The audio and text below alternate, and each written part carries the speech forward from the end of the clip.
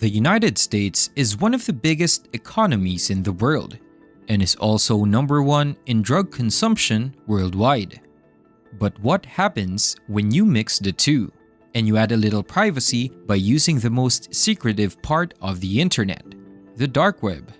You get a billion-dollar industry, and one of the leaders of this industry is the Silk Road. Today at Finance Spur, we'll learn about the dark, twisted rise and fall of Silk Road. But for more videos about finance, technology, and business, don't forget to hit that like button and subscribe. Silk Road first emerged as an underground online marketplace where people could engage in buying and selling various goods and services.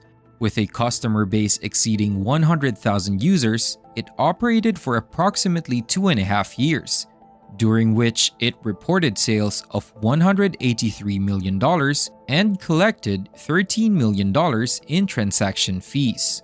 However, due to the dramatic surge in the value of Bitcoin, the cryptocurrency used for these transactions, some reports suggest that the total revenue and fees could be as high as $1.2 billion and $80 million, respectively. Initially, the platform limited the number of new sellers and required them to acquire accounts through auctions, but later switched to a fixed fee system. Silk Road's distinctive feature was its reliance on bitcoins, a digital form of money known for its privacy aspects. The platform ensured the safety of buyers' bitcoins by holding them in escrow until the ordered items were received. Additionally, a mechanism allowed sellers to peg the value of their escrowed bitcoins to the US dollar at the time of the sale, helping them mitigate the volatility of Bitcoin's price. Back in March 2013, the Silk Road website had about 100,000 things for sale, and a big chunk of them, like 70%, were drugs. These drugs were put into different categories like stimulants, psychedelics, prescription drugs, and more. They even sold fake driver's licenses. But there were rules, and they said no to bad stuff like stealing credit cards, weapons, and even hiring hitmen. Some other darknet markets were more lenient on these things. But besides the iffy stuff, they also had regular stuff for sale like clothes, art, books, cigarettes, and even jewelry. They even tried selling weapons once, but not many folks wanted them, so they stopped. So how did this online black market start?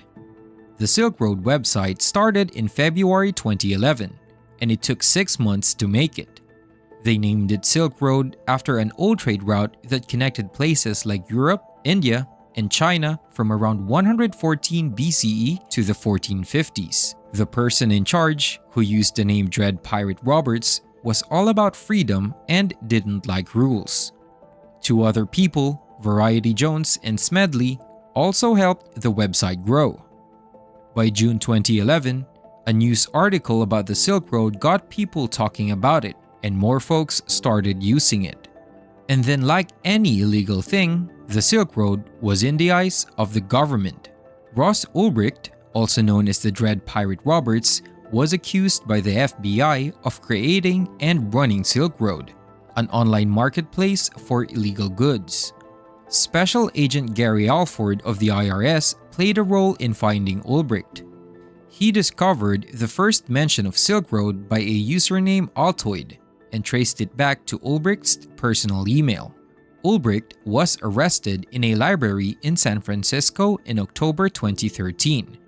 He then faced many charges, including running a criminal enterprise, selling drugs on the internet, hacking computers, and making fake IDs.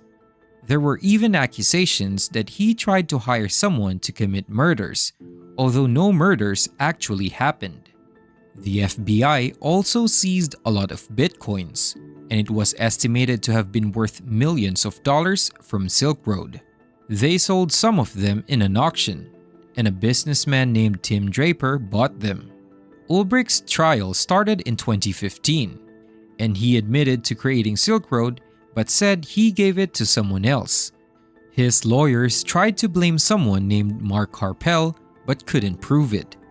The jury found Ulbricht guilty of many charges, and he was sentenced to life in prison without parole. But even though the Silk Road was shut down, people would always be inspired to create another one. In November 2013, a new version called Silk Road 2.0 was launched by different people, with a new person using the same name, Dread Pirate Roberts, leading it. They promised better security and even shared encrypted copies of the website's code to quickly rebuild it if needed. However, in December 2013, 3 people believed to be administrators of Silk Road 2.0 were arrested, including Andrew Michael Jones and Gary Davis, who were using the usernames Inigo and Libertas. Around the same time, the new Dread Pirate Roberts gave up control of the site and stopped its activities, including the escrow system. A temporary administrator named Defcon took over and promised to fix the site.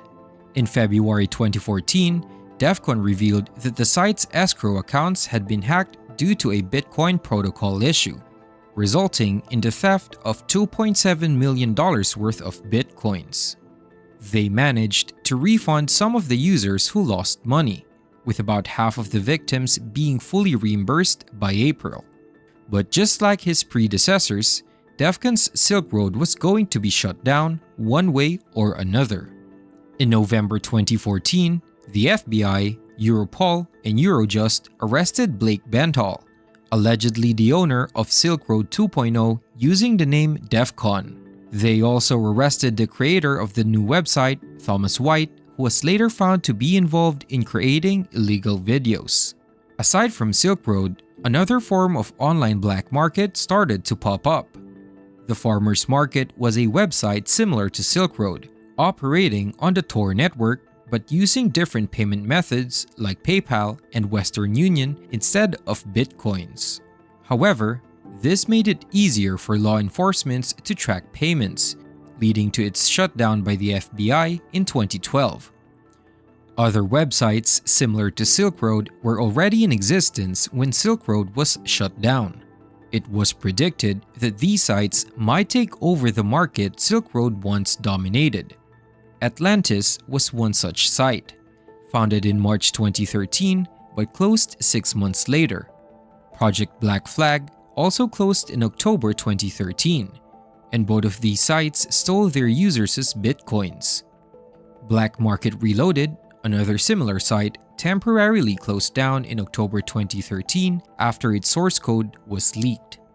Altogether, estimates of the size of the online black market vary widely. Some reports suggest that it generates hundreds of billions of dollars in annual revenue, or maybe even more. The dark web alone hosts numerous marketplaces where illegal goods and services are bought and sold, with Bitcoin and other cryptocurrencies serving as the primary means of exchange due to their encrypted capabilities.